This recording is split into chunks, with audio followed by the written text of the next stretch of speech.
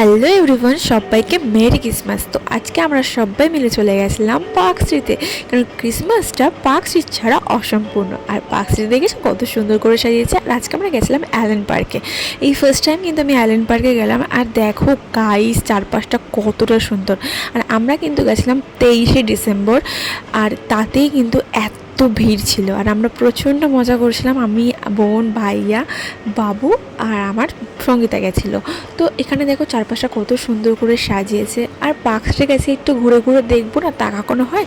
তো এখানে একটু ভালো করে ঘুরে ঘুরে দেখছিলাম। আর গাইস দেখো, এই জায়গাটা তো আমার সেই লেগেছিল।